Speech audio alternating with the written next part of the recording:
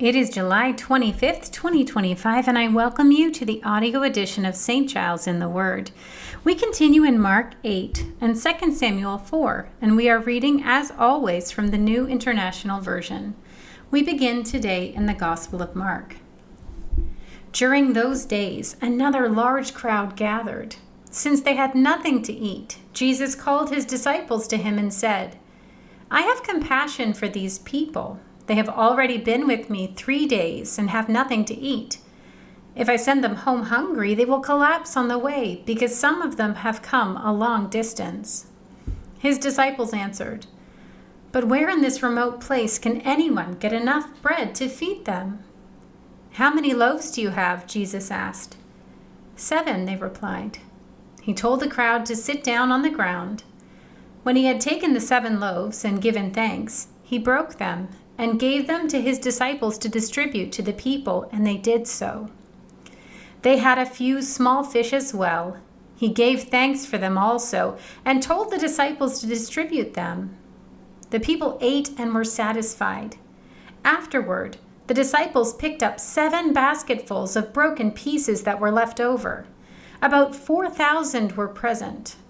After he had sent them away, he got into the boat with his disciples and went to the region of Dalmanutha. The Pharisees came and began to question Jesus. To test him, they asked him for a sign from heaven. He sighed deeply and said, "Why does this generation ask for a sign? Truly, I tell you, no sign will be given to it." Then he left them, got back into the boat, and crossed to the other side. The disciples had forgotten to bring bread, except for 1 loaf they had with them in the boat.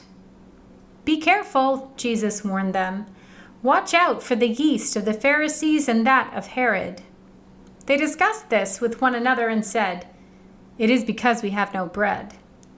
Aware of their discussion, Jesus asked them, "Why are you still talking about having no bread? Do you still not see or understand? Are your hearts hardened? Do you have eyes but fail to see, and ears but fail to hear? And don't you remember, when I broke the 5 loaves for the 5,000, how many basketfuls of pieces did you pick up?" 12, they replied. "And when I broke the 7 loaves for the 4,000, how many basketfuls of pieces did you pick up?" They answered, 7. He said to them, "Do you still not understand?" They came to Bethsaida, and some people brought a blind man and begged Jesus to touch him. He took the blind man by the hand and led him outside the village. When he had spit on the man's eyes and put his hands on him, Jesus asked, "Do you see anything?"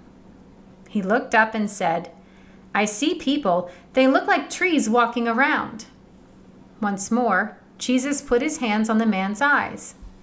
Then his eyes were opened, his sight was restored, and he saw everything clearly. Jesus sent him home, saying, "Don't even go into the village."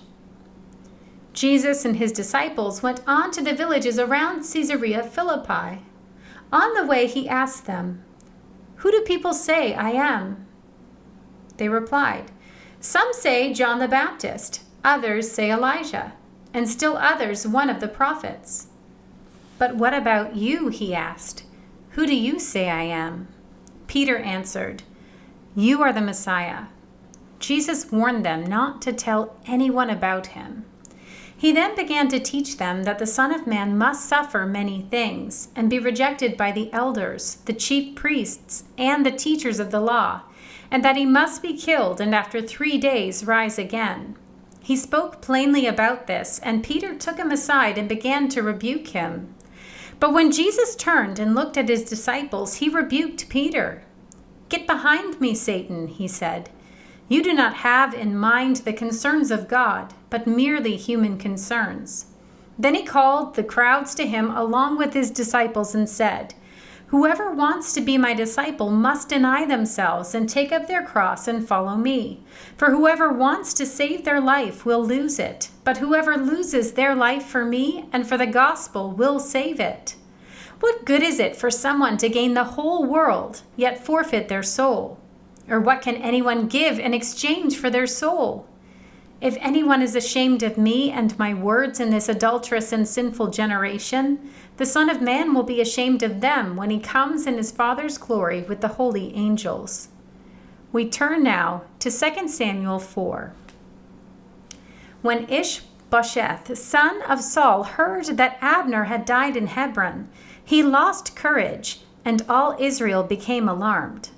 Now Saul's son had 2 men who were leaders of raiding bands. One was named Baanah and the other Rechab. They were sons of Rimmon, the Beerothite, from the tribe of Benjamin. Beeroth is considered part of Benjamin because the people of Beeroth fled to Gittaim and have resided there as foreigners to this day. Jonathan, son of Saul, had a son who was lame in both feet. He was 5 years old when the news about Saul and Jonathan came from Jezreel. His nurse picked him up and fled, but as she hurried to leave, he fell and became disabled. His name was Mephibosheth. Now Rechab and Baanah, the sons of Rimmon the Beerothite, set out for the house of Ishbosheth, and they arrived there in the heat of the day while he was taking his noonday rest. They went into the inner part of the house as if to get some wheat, and they stabbed him in the stomach. Then Rechab and his brother Baanah slipped away. They had gone into the house while he was lying on the bed in his bedroom. After they stabbed and killed him, they cut off his head. Taking it with them, they traveled all night by way of the Arabah. They brought the head of Ishbosheth to David at Hebron and said to the king, "Here is the head of Ishbosheth, son of Saul, your enemy who tried to kill you. This day the Lord has avenged my lord, the king, against Saul and his offspring." David answered Rechab and his brother Baanah, the sons of Rimmon the Beerothite, "As surely as the Lord lives, who has delivered me out of every trouble, when someone told me Saul is dead and thought he was bringing good news, I seized him and put him to death in Ziklag. That was the reward I gave him for his news. How much more when wicked men have killed an innocent man in his own house and on his own bed, should I not now demand his blood from your hand and rid the earth of you?" So David gave an order to his men, and they killed him. They cut off their hands and feet and hung the bodies by the pool in Hebron. But they took the head of Ishbosheth and buried it in Abner's tomb at Hebron.